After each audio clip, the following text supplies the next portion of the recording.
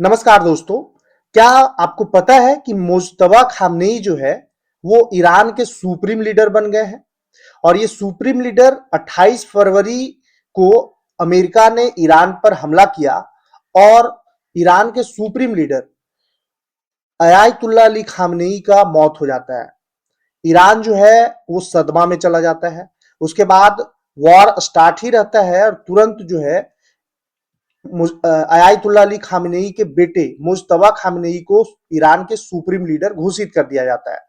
खैर, इनका कोई भी पिक्चर या कोई भी सोशल मीडिया से लेकर के एक भी वीडियो नहीं आया है कि मुज्तबा खामनेई जो है वो पब्लिक में आकर के कोई भाषण दे रहे हो या फिर पब्लिक को कुछ बोल रहे हो। इनका इनके बारे में अफवाह ये भी आया कि इनको भी उस हमले में चोटें आई हैं, ये भी बेहोश ही है या फिर हॉस्पिटल में भर्ती ही है। इनको स्पेशल डॉक्टर की टीम जो है वो ट्रीटमेंट कर रही है। बहुत सारे खबरें आई, आपको पता भी होगा।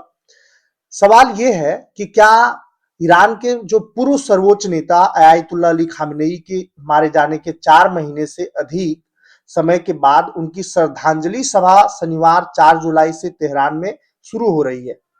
ईरानी अधिकारियों इसे सदी का अंतिम संस्कार बता रहे हैं। ईरानी अधिकारियों के अनुसार 1.2 करोड़ से 2 करोड़ लोगों के शामिल होने की उम्मीद है। लेकिन सबसे बड़ा सवाल है कि क्या अयातुल्ला अली खामेनेई के मरने के बाद इनके अंतिम संस्कार में इनके पुत्र और ईरान के वर्तमान में सुप्रीम लीडर मुज्तबा खामेनेई अंतिम संस्कार में शामिल होंगे? सबसे बड़ा सवाल यह है और आज का वीडियो इसी पर आधारित है। अगर चैनल पे नए हैं तो चैनल को सब्सक्राइब कर लीजिए और वीडियो अगर इंफॉर्मेटिव लगे तो वीडियो को शेयर कर दीजिएगा और वीडियो को लाइक कर दीजिएगा। तैयारियों का जो स्तर है ईरान में किसी भी सरकारी समारोह की तुलना में अभूतपूर्व बताया जा रहा है। इन तैयारियों की अगुवाई तेहरान स्थित मोहम्मद रसूलुल्लाह कोर कर रहे हैं। यह इस्लामिक रिवॉल्यूशनरी गार्ड कोर की प्रमुख प्रांतीय इकाई है। तेहरान पहुंचने वाले राजनीतिक, धार्मिक और सुरक्षा से जुड़े नेताओं की सूची सबसे ज्यादा नजर में रहने वाले पहलुओं में से एक होगी। कुछ विशेषज्ञों का मानना है कि जो लोग समारोह में शामिल नहीं होंगे उनकी अनुपस्थिति भी उतनी ही महत्वपूर्ण होगी जितनी लोगों की मौजूदगी। अधिकारियों के अनुसार दर्जनों देशों से सार्वजनिक हस्तियां इसमें शामिल होंगी, जिनमें राष्ट्रपति, प्रधानमंत्री, संसद अध्यक्ष और मंत्री शामिल होंगे। करीब 800 विदेशी पत्रकार इस कार्यक्रम की कवरेज करेंगे। ईरानी अधिकारियों ने अंतिम संस्कार का नारा वी मस्ट राइज रखा है, जिसके साथ मुट्ठी भींचे हुए हाथ का प्रतीक जोड़ा गया है। 6 दिनों तक चलने वाले समारोह शनिवार सुबह 6 बजे स्थानीय समय अनुसार तेहरान के इमाम खुमैनी मुसल्ला से शुरू होंगे। लोग रविवार दोपहर तक श्रद्धांजलि अर्पित कर सकेंगे। हसानजादे ने कहा कि खामेनेई का ताबूत एक ऊंचे मंच पर रखा जाएगा। भीड़ प्रबंधन इस तरह से किया गया है कि लोग 15-20 मिनट के भीतर अंदर जाकर बाहर निकल सकेंगे। वहां एक वरिष्ठ सिया धर्मगुरु जमकारान मस्जिद में जनाजे का नमाज पढ़ाएंगे, जो सिया समुदाय के सबसे महत्वपूर्ण धार्मिक स्थलों में से एक है। बुधवार को खामेनेई का पार्थिव शरीर नजफ ले जाया जाएगा। वहां सिया इस्लाम के पहले इमाम अली की दरगाह पर जुलूस निकाला जाएगा। इसके बाद श्रद्धांजलि समारोह का करबला में जारी रहेगा। फिर पार्थिव शरीर वापस ईरान लाया जाएगा। ईरानी अधिकारियों का कहना है कि ईरान में होने वाले कार्यक्रम वहां के विभिन्न समूहों के अनुसार पर आयोजित किए जाएंगे। हालांकि कुछ विशेषज्ञों का कहना है कि यह शिया मुस्लिम दुनिया में अली खामेनेई के प्रभाव और पूरे क्षेत्र में ईरान के धार्मिक और राजनीतिक संबंधों को रेखांकित करता है। व्यवस्थाओं के समन्वय के लिए बगदाद पहुंचे ईरान के विदेश मंत्री अब्बास अरागची ने अंतिम संस्कार के प्रतीकात्मक महत्व पर जोर दिया है। गुरुवार को खामेनेई को उनके जन्म स्थान मसाहद में दफनाया जाएगा। उनका अंतिम संस्कार इमाम रजा श्राइन में होगा, जो शिया इस्लाम के 8वें इमाम का मकबरा है और ईरान का सबसे महत्वपूर्ण तीर्थस्थल माना जाता है। हर साल यहाँ लाखों श्रद्धालु आते हैं। इसके बाद पूरे देश में 40 दिनों तक शोक समारोह जारी रहेंगे। श्रद्धांजलि कार्यक्रम उनकी दफन प्रक्रिया की पहली बरसी तक आयोजित किए जाएंगे। मुश्तबा को लेकर संदेह है, क्योंकि खामेनेई का अंतिम संस्कार ऐसे समय में हो रहा है जब इस्लामी गणराज्य गंभीर राजनीतिक और सामाजिक चुनौतियों का सामना कर रहा है। विशेषज्ञों का कहना है कि वैचारिक राजनीतिक व्यवस्थाओं में नेताओं के अंतिम संस्कार सिर्फ धार्मिक नहीं बल्कि राजनीतिक महत्व भी रखते हैं। कुछ लोगों का मानना है कि ये समारोह ईरानी राज्य के लिए एकता का प्रदर्शन करने और अपनी राजनीतिक कथा को मजबूत करने का अवसर बन सकते हैं। यह खामेनेई के बाद सत्ता व्यवस्था को स्थिर करने और उनके बेटे के साथ उत्तराधिकारी मुज्तबा के समर्थन को मजबूत करने में प्रतीकात्मक भूमिका निभा सकता है। हालांकि अन्य विशेषज्ञों का कहना है कि इतने बड़े पैमाने पर लोगों का जमा होना भी गहरे राजनीतिक और सामाजिक विभाजनों को खत्म नहीं कर सकता। व्यापक तैयारियों के बावजूद कई अहम सवाल अब भी बने हुए हैं। इनमें सबसे बड़ा सवाल यह है कि क्या मुज्तबा और उनके भाई बहन अपने पिता के अंतिम संस्कार में शामिल होंगे।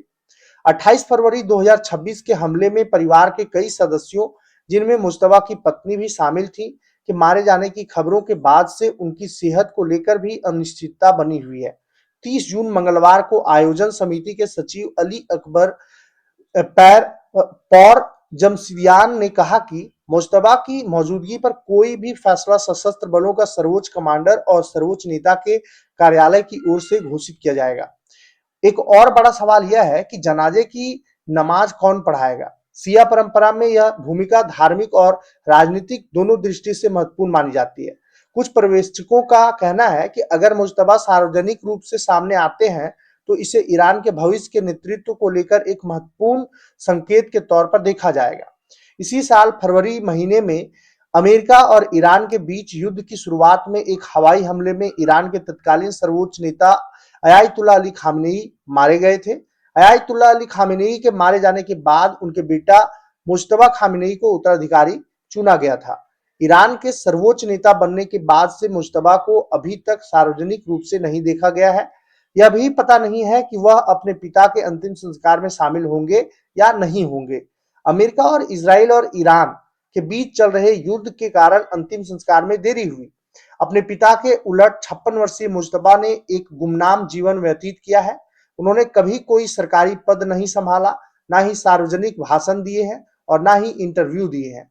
उनकी कुछ ही तस्वीरें हैं और वीडियो भले प्रकाशित हुए हों, लेकिन सालों से ऐसी अफवाहें थी कि ईरान में पर्दे के पीछे उनका काफी प्रभाव था। समाचार एजेंसी एसोसिएटेड प्रेस के अनुसार विकीलीक्स ने 2000 के दशक के अंत में अमेरिका राजनयिक केबल को प्रकाशित किया था, जिसमें उन्हें पर्दे के पीछे की शक्ति के रूप में बताया गया था।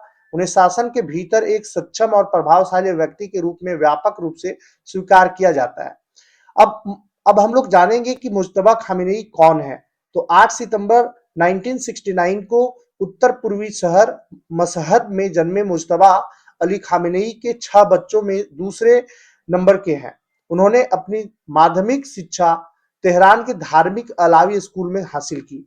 ईरानी मीडिया के अनुसार 17 वर्ष की उम्र में मुज्तबा ने ईरान इराक युद्ध के दौरान कई बार थोड़े थोड़े समय के लिए सेना में सेवा दी। 8 साल के इस खूनी संघर्ष ने इस्लामी शासन को अमेरिका और पश्चिमी देशों के प्रति और भी अधिक संदेहपूर्ण बना दिया।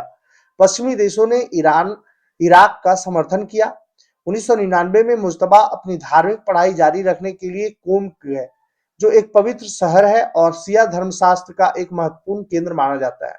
उन्होंने इस समय तक धार्मिक वस्त्र नहीं पहने थे और यह स्पष्ट नहीं है कि 30 वर्ष की उम्र में मदरसे में जाने का फैसला क्यों किया, क्योंकि आमतौर पर ऐसा कम उम्र में नहीं किया जाता है। जो मुज्तबा का नाम पहली बार 2005 के राष्ट्रपति चुनाव के दौरान सार्वजनिक सुर्खियों में आया, जिसके परिणाम स्वरूप एक लोक लुभावन कट्टरपंथी मोहम्मद अहमदी नेजाद की जीत हुई थी। खामेनेई को लिखे एक खुले पत्र में सुधारवादी उम्मीदवार मेहदी कारूबी के मुज्तबा पर इस्लामिक रिवोल्यूशनरी गार्ड कोर और वासी मिलिशिया के माध्यम से चुनाव में हस्तक्षेप करने का आरोप लगाया गया। आरोप था कि अहमदीनेजाद को जिताने में मदद करने के लिए धार्मिक समूहों को पैसा वितरित किया गया था। 4 साल बाद मुज्तबा को फिर से उसी आरोप का सामना करना पड़ा। अहमदीनेजाद के दोबारा चुने जाने पर पूरे देश में विरोध प्रदर्शन हुए, जिन्हें ग्रीन मूवमेंट के नाम से जाना जाता है। कुछ प्रदर्शनकारियों ने इस विचार का विरोध करते हुए नारे लगाए कि मुश्तबा ईरान के सर्वोच्च नेता के रूप में अपने पिता का उत्तराधिकारी बन सकते हैं। ईरान के तत्कालीन उप गृह मंत्री मुश्तबा ताजजादेह ने चुनाव परिणाम को चुनावी तख्तापलट करार दिया। उन्हें 7 साल की जेल हुई और इसके लिए मुश्तबा को जिम्मेदार ठहराया गया। 2009 के चुनाव के बाद दो सुधारवादी उम्मीदवारों मीर हुसैन मुसावी और मेहदी कारोबी को नजरबंद कर दिया गया। ईरानी सूत्रों ने बीबीसी न्यूज पर्शियन को बताया कि फरवरी 2012 में मुश्तबा ने मुसावी से मुलाकात की और उनसे अपना विरोध प्रदर्शन छोड़ने का आग्रह किया।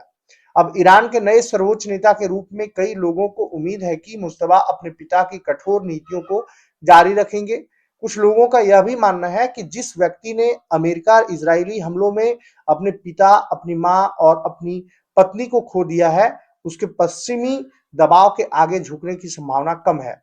लेकिन उनके सामने इस्लामी रिपब्लिक के अस्तित्व को सुनिश्चित करने और जनता को यह विश्वास दिलाने का मुश्किल काम भी है कि वह देश को राजनीतिक और आर्थिक तबाही से बाहर निकालने के लिए सही व्यक्ति हैं। उनके नेतृत्व का रिकॉर्ड अभी तक पूरी तरह से परखा नहीं गया है और यह धारणा कि गणतंत्र की वंशानुगत प्रणाली में बदल रहा है, जनता के असंतोष को और गहरा कर सकती है।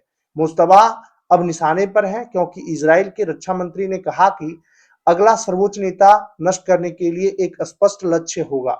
और इस तरह से सबसे बड़ा सवाल यह है कि क्या जो ईरान के सुप्रीम लीडर मुश्तबा खामेनेई हैं, अपने पिता के अंतिम संस्कार में शामिल होंगे और ईरान के लोगों को ये ढाढ़स दिलाने में कामयाब होंगे कि हाँ, हम ईरान को आगे लेकर के जाएंगे। और जिस तरह से ईरान अभी चुनौतियों का सामना कर रहा है, उस चुनौतियों से निपट पाएंगे, सबसे बड़ा सवाल ये है।